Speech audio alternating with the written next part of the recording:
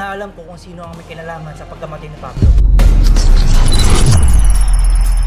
Dahil sa kondisyon itanggol kay Senior Facundo na dapat may labas sa kulungan ang kanyang mga kaibigan para may sali sa kanilang grupo, ipinagutos naman kaagad ni Marcelo ang pagtakas sa mga kaibigan ni Tanggol. Sa pagtakas ng mga kaibigan ni Tanggol ay naging pahirapan ito hanggang sa mamataan sila na baga pulis at doon na nangyari ang matinding putukan sa grupo ni Tanggol at alagad ng batas.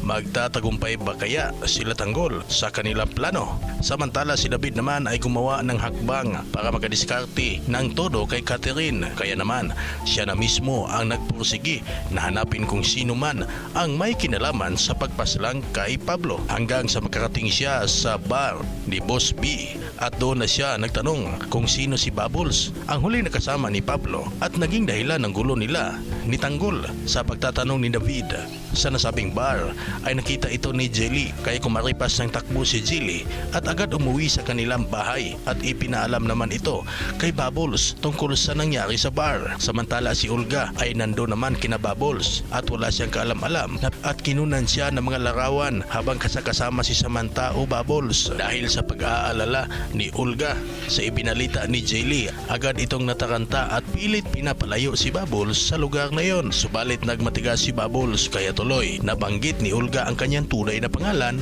na Samantha. Nagulat naman dito si Bubbles kung bakit daw alam ni Olga ang tunay nitong pangalan.